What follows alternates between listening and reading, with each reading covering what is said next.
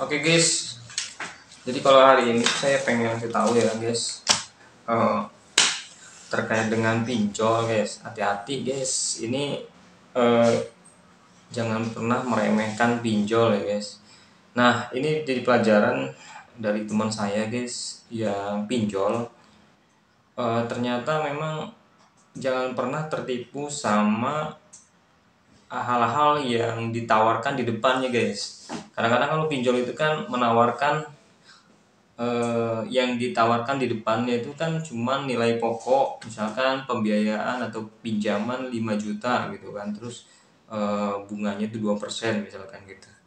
Tahu nggak guys, sebenarnya pinjol itu bahayanya itu ketika teman-teman itu telat bayar guys, telat bayar, terus pastinya teman-teman akan dikasih dendanya itu guys, masalahnya guys.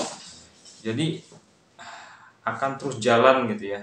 Nah ini jadi masalah, dan itu yang kadang bikin orang tuh stres guys. Jadi jangan pernah, kalau misalkan teman-teman pengen minjem uang pinjol, sudah pasti teman-teman harus memperkirakan bahwa memang tepat dalam membayarnya. Jangan sampai eh, pembayarannya itu belum jelas, terus teman-teman nekat untuk minjem pinjol gitu ya. Terus satu hal lagi nih guys ya, saya bukan mau ngasih tahu secara ngajarin gitu ya. Memang hidup itu memang perlu dengan namanya uang gitu ya guys. Cuman sebisa mungkin teman-teman tuh jangan sampai terjerat sama pinjol. Karena begini guys, pada dasarnya ini bukan ngajarin ya guys, tapi ini ada yang menyatakan hal ini gitu ya, yaitu tertulis di Al-Quran juga tertulis guys, bahwa eh, yang namanya pinjol itu kan ada ribanya guys.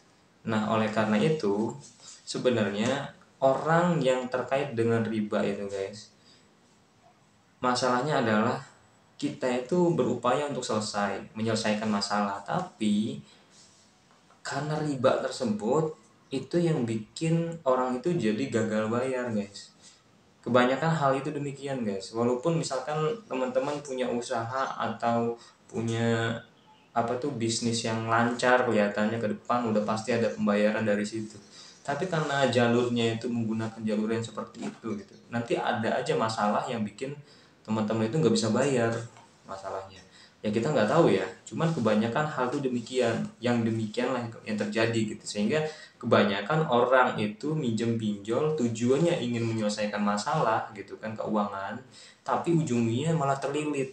Karena apa? Perkiraan dia itu yang uang untuk bayarnya itu ke yang akan dibayar ke untuk pinjolnya itu ternyata tidak terrealisasi. Misalkan teman-teman ini oh saya punya gaji begini gitu kan, dari kantor, oh saya sisihkan untuk bayar pinjol segini, tapi yang terjadi pada saat mau bayar pinjol bulanan tersebut, ternyata ada kejadian di bulan itu, misalkan toh uangnya kepake untuk yang lain gitu, akhirnya kan si pinjol nggak kebayar nih. Nah yang terjadi hal itu kan teman-teman, jadi hati-hati. Bukan berarti saya apa itu mengajarkan untuk tidak ke pinjol, tapi artinya gini ya, mungkin itulah hal-hal yang disebut dengan mereka itu, bahwa kalau jalurnya salah ya akhirnya salah juga gitu, dan sulit juga untuk menyelesaikannya. Nah sebisa mungkin lah hindari pinjol-pinjol itu, dan kalau bisa mah pakai jalur yang benar-benar baik lah. Ya gimana caranya, sebisa mungkin jangan sampai berutang lah kalau bisa, sebisa mungkin gitu ya. Kalau nggak darurat banget ya diusahakan gitu, karena kalau darurat pasti Allah juga tahu lah, Tuhan juga maha tahu, dan kita juga pasti dibantu dalam menyelesaikan dan dicari jalannya yang selain pinjol. Yang penting teman-teman berdoa aja jangan sampai terjerat sama pinjol. Oke demikian teman-teman, semoga bermanfaat. Wassalamualaikum warahmatullahi wabarakatuh.